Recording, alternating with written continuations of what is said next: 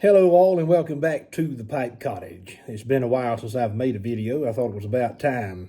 I want to share with you some blends that I have been enjoying, what I've been reading, and we'll just get right into it. I was doing a little organizing in my cellar over the past few days, and I found some blends that I've never tried, but they've been in the cellar for 3 or 4 years at least, and so I've been aging them. Aging stuff that I have never tried. It's because when you do this, when you go into your cellar for the first time in a while, you find stuff that you really wasn't familiar with and that you forgot you had. So what I enjoyed today for the first time ever is Rattray's Highland Targe. And it's so good. It was so good. I mean, it impressed me. This is a mixture of bright Virginia tobaccos, black Cavendish, Oriental, and spicy Latakia. What surprised me was how much I enjoyed the black Cavendish in this. It is not as strong as my Mixture 965. I think that it has a little bit more sweetness to it. It was a pleasant sweetness. And that's what I had today, and I smoked it in this Boswell. I may have showed you this Boswell before. It's got the beautiful flame grain on it. I don't know how in the world he makes that stem like that with a little twirly-do on it right there. But it's pretty. And that pipe's probably 6.5 to 7 inches long. But if you're working with 6.5 to 7 inches, you can get something done. Now, another one I tried, another blend that I tried that I thought was really just outstanding was Billy Budd from Cornell and Diehl. Now, I have gone on record in the past for saying that I'm not a fan of a lot of stuff that Cornell and Diehl produces.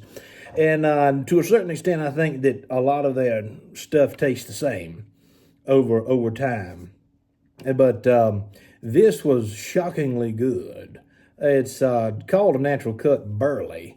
But the description is a heavy Latakia blend with white burley ribbon, bright Virginia flake, and a good amount of rough cut cigar leaf. And here lately, I have been really looking for stronger blends. And what turns a lot of people off when you say stronger is they think that the nicotine punch is going to slap you in the floor. Well, it could if you don't know what you're doing. Nicotine can be a difficult thing to deal with, but you don't want to smoke this on an empty stomach. You do not want to smoke this very quickly. You need to do it slowly.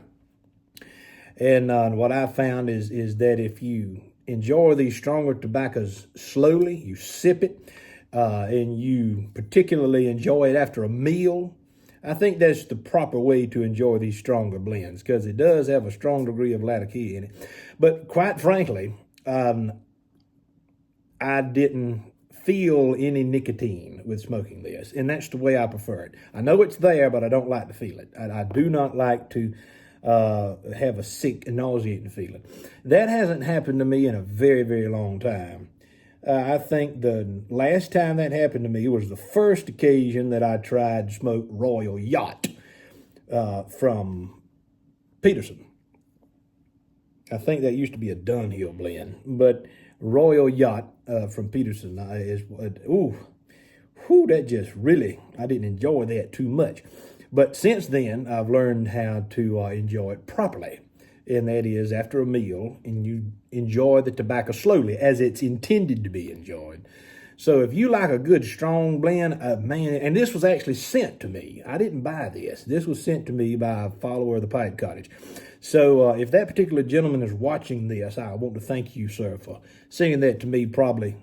It's been a few months ago now, I guess. But I tried Capstan Yellow. It was a bit weak, full Virginia, but I really thought that it needed a little bit more punch. That's where the lovely Capstan Blue comes in. Now, I have heard from various and sundry people of great intelligence and wherewithal that J.R.R. Tolkien enjoyed this blend. Now, that makes sense. I can see why he did. You just open this up. Ooh, look at that. Look at him. I don't ordinarily try and show the tobacco in the video, but I'm going to see if I... Oh. This has got 4 years of age on it. And you can just smell it so good. Oh, that'll cure what ails you right there. That'll cure what ails you. Real surprised at how good this was, because I've tried several straight Virginias over the years, and it's kind of half and half. Half of them are not really impressive to me. The other half, I think that I want to keep it in the cellar. And this is one that I'm going to keep in the cellar, which means I've got to buy more, which means that is not going to be cheap. These little tins right here are now costing anywhere from $21 to $25 a piece. And it's just 1.75 ounces. Yeah, 1.75 ounces. But it's worth it if you like a good straight Virginia, and particularly if you're interested in cellaring Virginias. And quite frankly, Virginias sell better than probably any other tobacco. Now, the other pipes I've been smoking lately, and I don't really smoke a lot of my pipes very often. So what I've tried to start doing is putting more pipes in a rotation so that I can enjoy some of my pipes on a more regular occasion without forgetting about them. Because I have pipes that I never think about. I've got pipes in different parts of the house, and I just simply, if I don't consciously try to smoke them and enjoy them, I could go a year or more without smoking particular pieces. So one that I have pulled off the shelf to start smoking a little bit more is this GBD with this beautiful stem on it. Oh yeah, this is probably from the 1970s. I don't know much about it. I know it was made in England, so this was when they were still made in England, so it has to be prior to 1980. It's a lovely smoke, a Canadian. Love that pipe. And another one that I've pulled out to smoke a little bit more is this Christmas Peterson 87. Now, I think I picked this up at a cigar shop outside of Chattanooga, Tennessee, not too long ago. Well, actually, it's been more than 2 years ago now.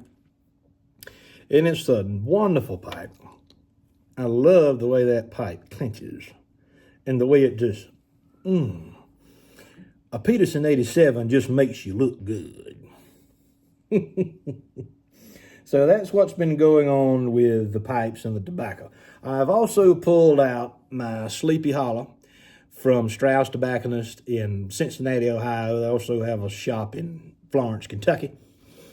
I bought this probably 4 years ago, and I only really smoke it maybe a couple of months out the year when we start getting to the fall time.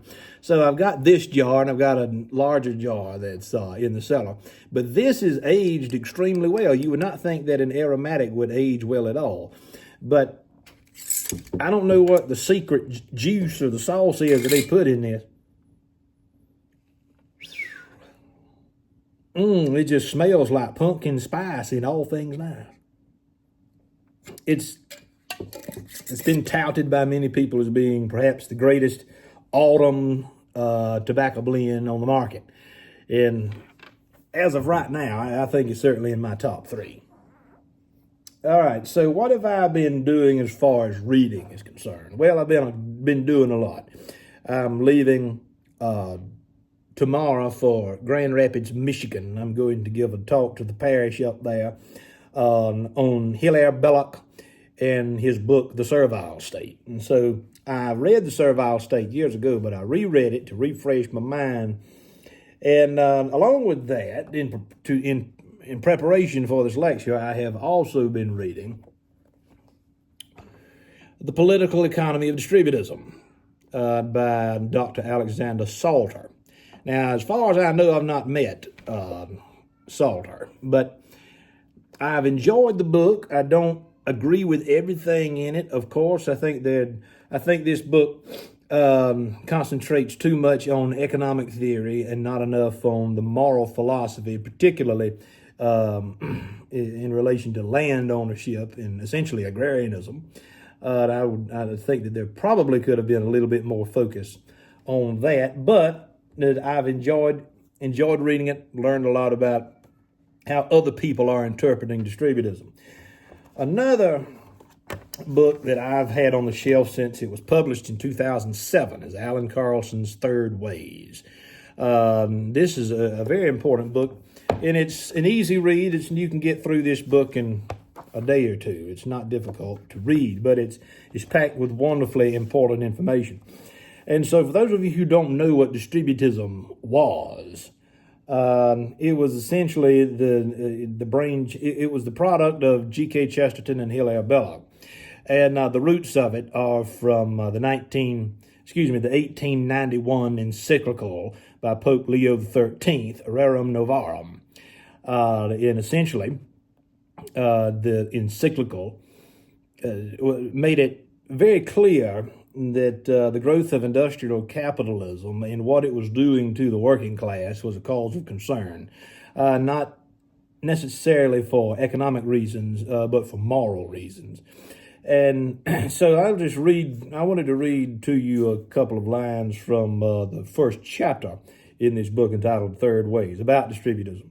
Distributism actually displayed impressive levels of clarity, coherence, and detail, because a lot of economic historians and economists over the years have discounted distributism. What you've got to realize about it is that distributism has a problem with capitalism and socialism at the same time.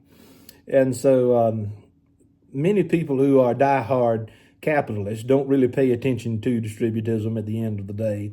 Particularly if you are among the upper echelon of people who have made a lot of money. And there's nothing wrong with that. But distributism tries to look at society as more than a collection of economic decisions. But there's also moral decisions that must be involved as well.